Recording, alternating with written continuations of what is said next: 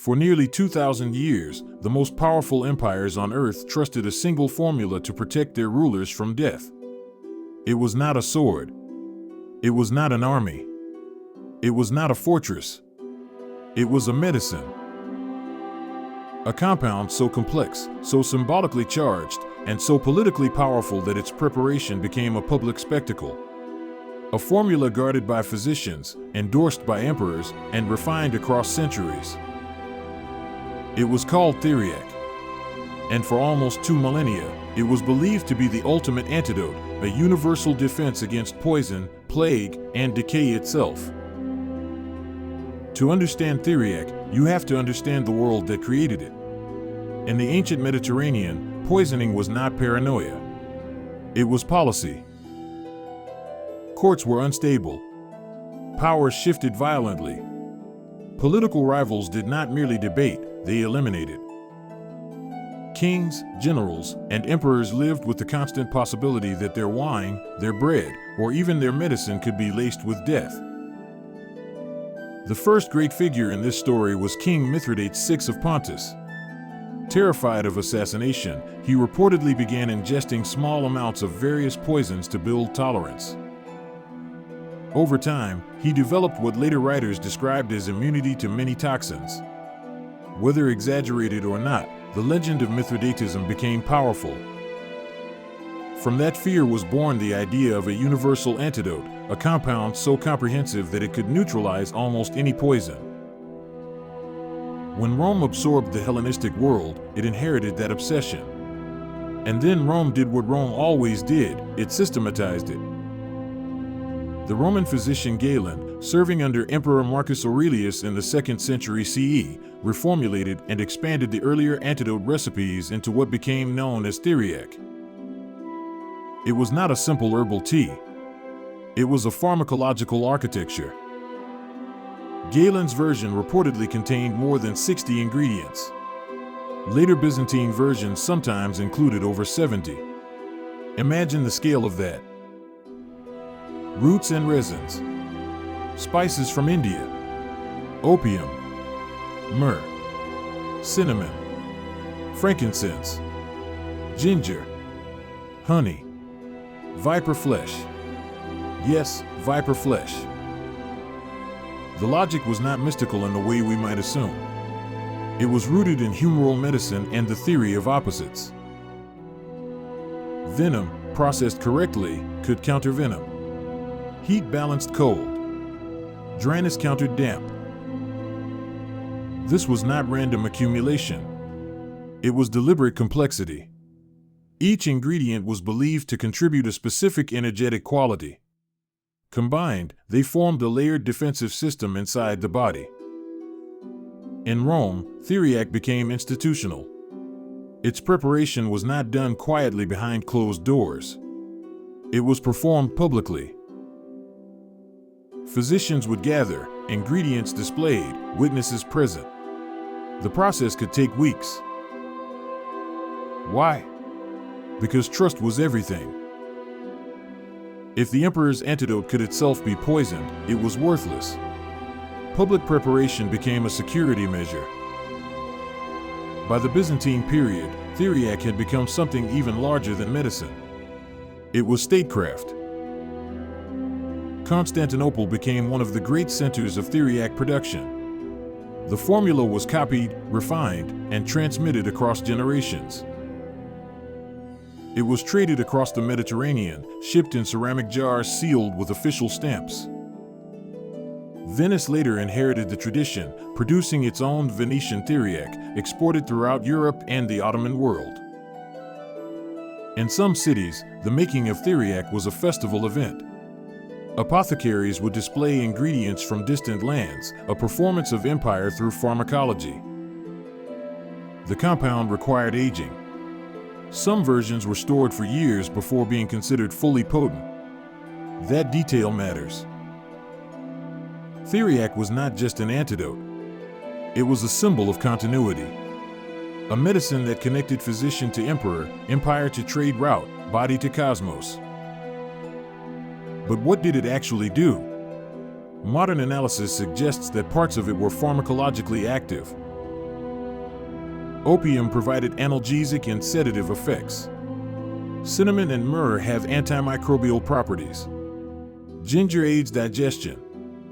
Honey preserves and stabilizes compounds. Resins like frankincense have anti-inflammatory effects. Was it a universal antidote? No. But was it inert superstition? Also no.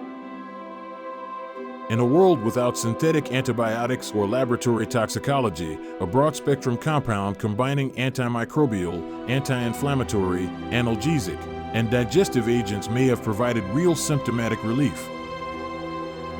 More importantly, it represented something deeper. Theriac was the embodiment of pre-modern pharmacology's core philosophy, that complexity mirrors complexity. Instead of isolating a single active molecule, ancient physicians believed in synergy, the idea that multiple ingredients interacting together create emergent effects. This approach feels strangely modern. Today, integrative medicine revisits polyherbal formulations. Systems biology acknowledges that human physiology is networked and layered. Even pharmaceutical cocktails combine compounds to enhance efficacy.